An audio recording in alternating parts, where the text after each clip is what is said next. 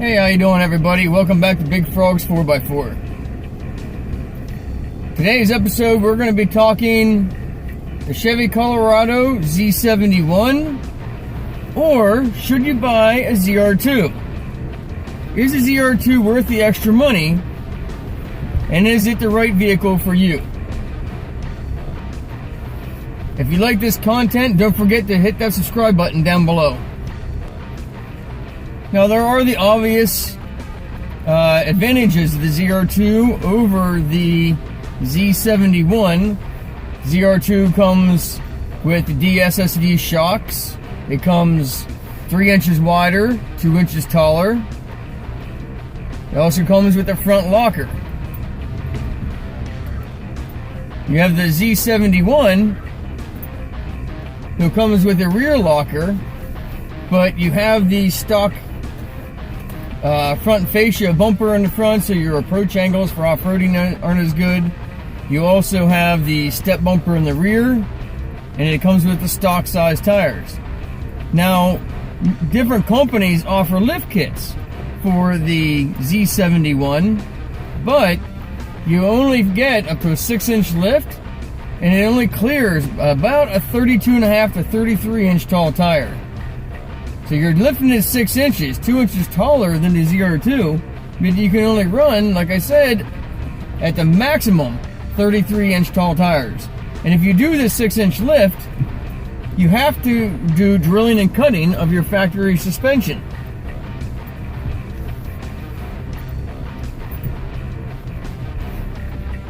That lift kit from Rough Country, a 6-inch lift, runs $1,795. Now, if you go with their complete strut assembly, that'll cost you another $200, so it'll be $1,279.95. Then you have to run an aftermarket wheel, and they're saying that you cannot run the factory wheel with that lift kit. It has to be an aftermarket wheel. And they're saying that 285/65/18 is a recommended tire size for a 6-inch lift on a Z71 Chevy Colorado. Now, there are companies like BDS who are developing a lift kit for the ZR2.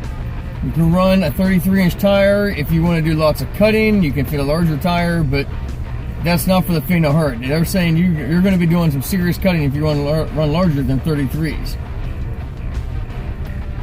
So I really think, coming down to it, if you should buy a Z71 and ZR2 is all on how you use the vehicle. You gotta remember that the Z71 with a blackout edition, like pictured here, will run you $41,335, and a ZR2 with the black bow tie edition will run you $44,390, as seen here. So you're really paying $3,000 more for the ZR2, and it's already 2 inches of lift, 3.5 inches wider, comes with 31-inch tires from the factory. It really is, in my opinion, the much better route to go for $3,000. It comes with the front locker. You're not going to buy and install all of this equipment and have it all done for $3,000. By the time you throw in the labor and the locker costs alone, you're looking at $3,000 on a Z71 if you wanted to lock the front differential. So really, when it comes down to it, if you're looking for an off-road vehicle, a vehicle that you're going to take off-road all the time, and you know that you're going to need the extra suspension height and travel, I would go with the Z70 or ZR2. The Z71 is a good street truck. Occasionally take it up to the cabin or something like that if you're going to some fishing or towing a boat around or something like that. But really, if you're going to be any kind of off-roading, you're going to want to go with the ZR2. In another episode, I'm going to talk about the difference and advantages and disadvantages of the gas compared to the diesel.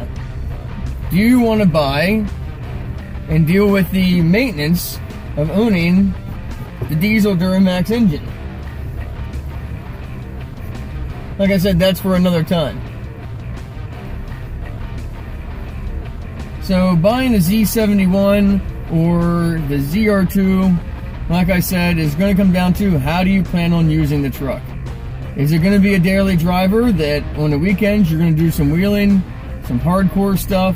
If you want to run something bigger than 35-inch tires, I wouldn't suggest buying the Colorado. You probably want to think about a Jeep Wrangler, because those things can be modified to the max. You can run 35s, 37s, 39s, and with aftermarket.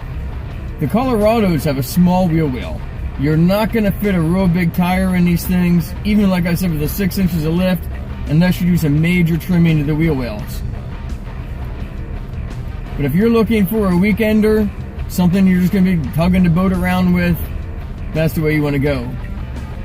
Keep in mind, the ZR2 only has a 5,000 pound tow rating and only 1,100 pounds payload in the bed. That is partially due to the front design of the bumper in the front.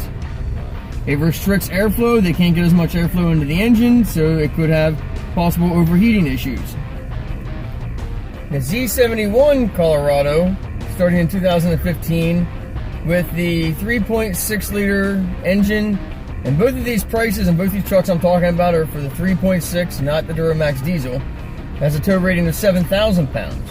So if you're going to be planning on, like I said, towing a camper on weekend trips or a boat, and you're going to be towing over 5,000 pounds, you can't buy the ZR2. It only has a 5,000 pound tow rating. So tell me, what do you use your truck for? Leave it in the comments below. I'm interested to see what you guys are doing with your ZR2s, what you're doing with your Z71s, or even your standard Colorados. Is it a fleet vehicle? Company truck?